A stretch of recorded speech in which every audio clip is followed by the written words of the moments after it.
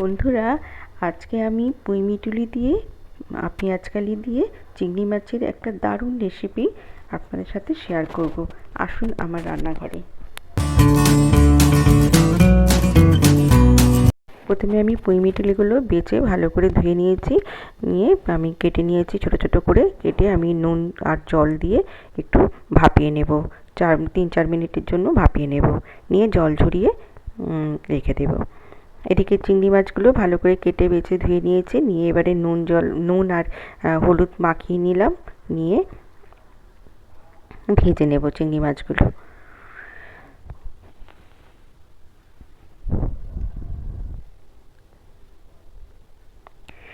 এদিকে আমি চিংড়ি মাছ ভাজা আর দেখালাম না, চিংড়ি মাছগুলো ভেজে নিয়েছি আমি। এবারে আমি কড়াইতে বেশ কিছুটা সর্ষের তেল দিলাম, দিয়ে 5 ফোড়ন আর একটা তেজপাতা ফোড়ন দিলাম। দিয়ে আমি কিছু সবজি কেটে নিয়েছি, আলু, কুমড়ো, পেঁয়াজকালি আর একটা মিডিয়াম সাইজের পেঁয়াজ আমি লম্বা লম্বা করে কেটে নিয়েছি, দিয়ে দিলাম। পুঁইমিটুলি এমনি কুমড়ো দিয়ে পেঁয়াজকালি দিয়ে রান্না করলেও ভীষণ ভালো লাগে খেতে। আমি এখানে চিংড়ি মাছ দিয়ে রান্না করছি। সবজিগুলো একটু ভেজে নেব। এখানে আমি 1 চামচ আদা আর 1 চামচ রসুন গ্রেট করে রেখেছি, আর চিংড়ি মাছগুলো ভেজে নিয়েছি। দেখুন সবজিগুলো। আর এদিকে আমি পুঁইমিটুলি 4 মিনিটের মতন সিদ্ধ করে আমি জল ঝরিয়ে রেখে দিয়েছি।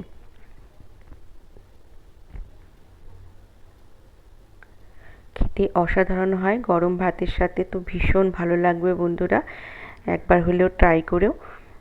এখানে আমি পেঁয়াজ, আদা রসুনটা দিয়ে দিলাম আর পুঁইমিটুলি দিয়ে দিলাম। দিয়ে আবারও ভালো করে আমি একটু ভেজে নেব। সব সবজিগুলো ভালো করে ভেজে নেব।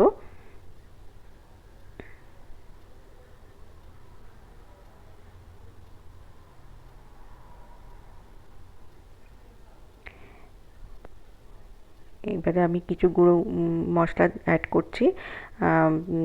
দিলাম হলুদ গুঁড়ো, লঙ্কা গুঁড়ো, জিরে গুঁড়ো আর ধনে গুঁড়ো, সব 1 টিস্পুন করে দিয়ে দিলাম। ছোটো চামচের 1 চামচ করে দিয়ে দিলাম। আর দিয়ে দিলাম স্বাদ মতো নুন।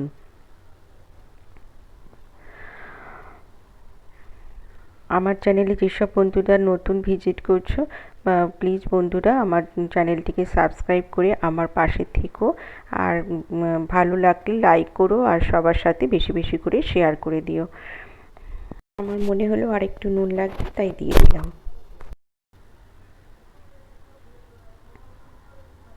দিয়ে ভালো করে মশলার সাথে কষিয়ে আমি জল দিয়ে দিলাম। 1 কাপ জল দিলাম। আমি একটু মাখা মাখা মতন করব, বেশি ঝোল করব না।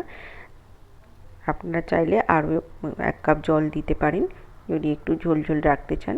আমি একটু মাখা মাখা মতন করব। আর দিয়ে ভেজে রাখা চিংড়ি মাছগুলো দিয়ে দিলাম।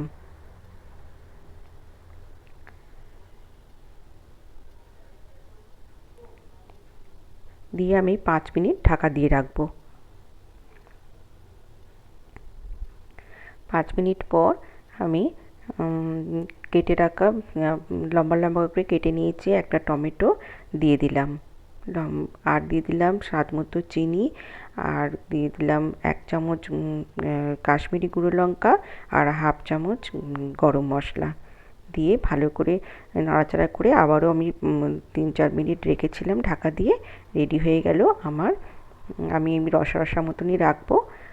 রেডি হয়ে গেল আমার পুঁইমিটুলি চিংড়ি মাছ দিয়ে পুঁইমিটুলির চচ্চড়ি। ভীষণই ভালো খেতে হয়েছিল বন্ধুরা, আমি পরে ভয়েসটা দিচ্ছি। খুবই ভালো খেতে হয়েছিল, গরম ভাতের সাথে তো দুর্দান্ত লাগে। একবার হলেও ট্রাই করো। আজকের মতন ভিডিওটা এখানেই শেষ করলাম। সবাই ভালো থেকো, টাটা।